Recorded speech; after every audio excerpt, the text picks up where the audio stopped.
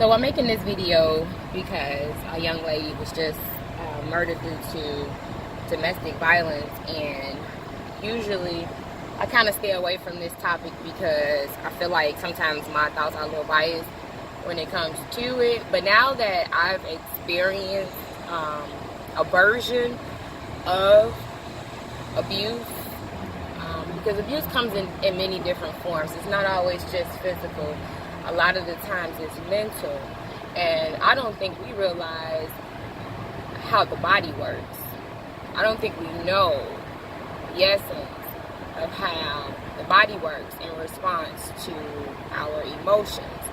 So even though many people may say physical abuse is the worst form, and I would agree it is, because those usually are, a quick way for life and death situations to come about. But I do want to focus in on the importance of mental health, because this is why these situations come about for us as women, and I'm sure for men as well out there.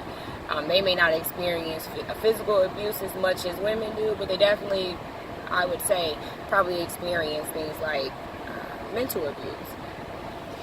So when our body goes into like stress mode because of our thoughts, because we're thinking about the things that we don't want, the things that we don't like, the things that keep us sad, the things that keep us worried, and the things that keep us in high anxiety, those things take center stage in our mental process, and we kind of fixate on those things. So what we're doing in essence though is turning our body into fight or flight mode.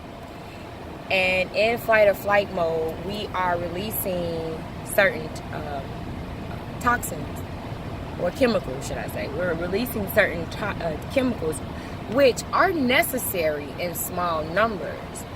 But the problem is we're pushing out these chemicals like cortisol when we're stressed in such high numbers to where we are eliminating certain chemicals that we do need for the homeostasis of the adrenal glands, and we are overworking those glands. And what I want to fixate on in this topic is how this affects us. I don't think we realize how, when we're stressed out, how susceptible, how much more susceptible we become to illnesses and infections. It's like a doorway portal to so many things that we don't want to experience in our lives, just from simply allowing something that we have control over to exist. So, I remember 2010, 2011, one of the first businesses that I've ever been a part of was starting a not-for-profit for domestic violence victims. And I always had a disconnect from it because my attitude at the time was like, I don't understand how you can allow anybody to even go there with you. Like, if a man ball up, get big with me, I'm finna, get myself out that jam. I'm not finna get big back. I'm just never finna see his ass again. That was my attitude. And I still have that same attitude. Like, I'm just not for that. Ain't no love out there that's gonna ever make me feel like it's okay for you to put your hands on me.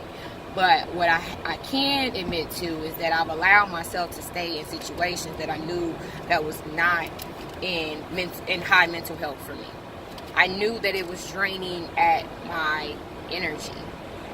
And we have to understand that there are people out there who are just simply energy drainers. Like, a lot of the times, they don't even know that this is what they're doing. They're just doing them, quote unquote, And that's because a lot of childhood issues haven't been addressed.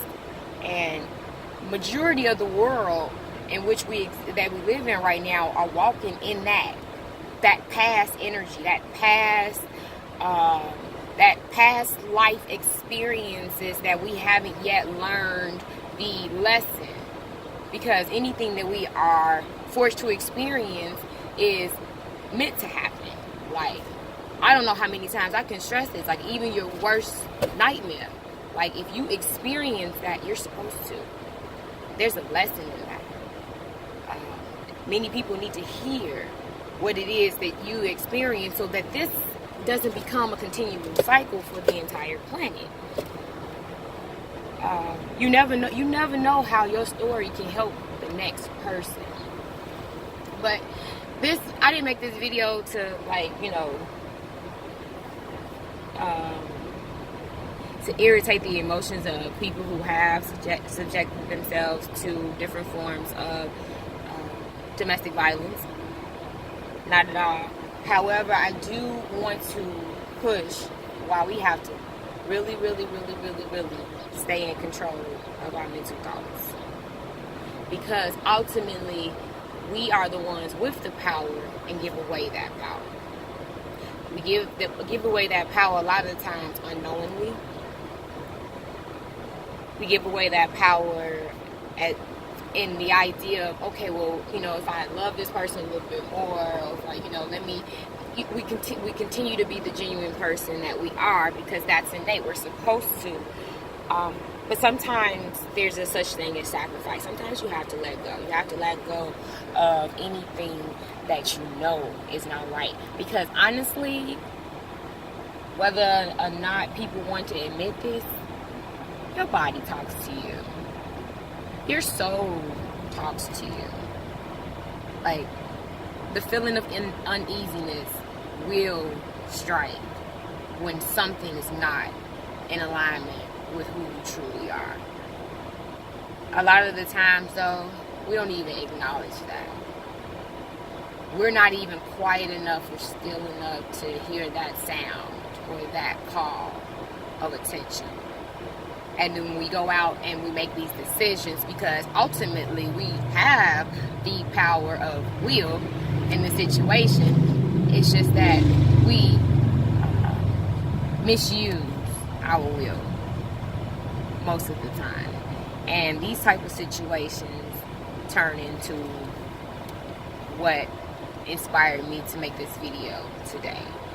And I know too many young ladies who are not here anymore due to allowing themselves to endure that type of energy.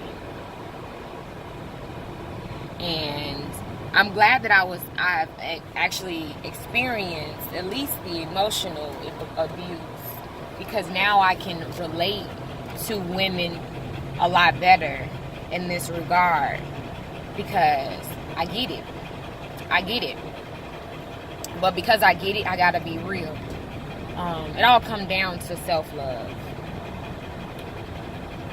We as women don't feel comfortable by ourselves. I always say women that have children, y'all lucky, because y'all can at least resort to somebody who will always lead you, you know, your babies. So, I mean, some women have that. And some women are just very, very strong in being by themselves and know how to utilize their isolation for self-improvement and self-building and doing the things that their heart wants and their soul's desire in that moment alone, enjoying the company of self. Because honestly, we can't love somebody until we love ourselves. And a lot of us don't even know what love is, because we don't love ourselves. And loving ourselves wouldn't allow us to sit in that type of energy. Period. And this is me calling the kettle black, because I'm a victim too, you know? I just can't point fingers at nobody but myself. I was my own worst enemy in that situation. Because, again, I have the power. Will is my gift. I have an opportunity to discern in the moment and walk away. But 9 times out of 10, we don't. Because as women, we immediately go into our nurturing, loving side, our intuitive, the feminine divine power that we naturally have, and use that as crutches and walking into the energy in which we truly desire. And I think we have to start using situations like the sad story that I just came across this morning. Rest in peace to that young lady. We have to start using those stories as fix-me-uppers. Use that, like, that may not be our future, but to me, anything of the nature has a feeling of uneasiness associated with it that none of us deserve. So we have to love ourselves enough to say, I'm bigger than this. Like, a lot of the times when we look in the mirror and we don't feel like we're bigger than this, it's only because it's a mirror reflection of where our mind is. Like, the moment you tell yourself, like, what? Who are you talking? You know, like, you get into your God body power and you start exuding just that in the moment. It's hard for anybody not to honor and see the light. Like, how many women overweight, for example, walked in a room and been the baddest female in there? I see it happen all the time. I done been in many public places, and a woman who people would say, because society says she's overweight and not beautiful, walk in a room and be the baddest woman in the room because she has this confidence. She acknowledges the fact that she is a god. Whether or not she says that or not, you know, but it's just embodying who she is and knowing that, listen here, I can have what I want, when I want, how I want. And because she believes that, everybody around her has no choice but to understand and respect that and believe that as well. That's just how it works. But we don't do that when we in our love situations. We go into nurturing mode, and that's what we have to find the balance between our divine feminine selves and mixing that into the divine masculine. Because if we had that balance, then we would be less subjected to situations like this. Yeah, we have to find a balance between our nurturing, intuitive nature and incorporating logic and rationality. Pulling that into one vibrational. That's the only way. So, fuck domestic violence, of course. Rest in peace to that young lady. But ladies, you and I, because I'm in this too. You and I, we gotta do better. Because we are better. This ain't us. It's time that we embody our power. This is the rise of the divine feminine. Those stories have to cease to exist. But the only way that they're going to cease to exist is if we take our power back. Period.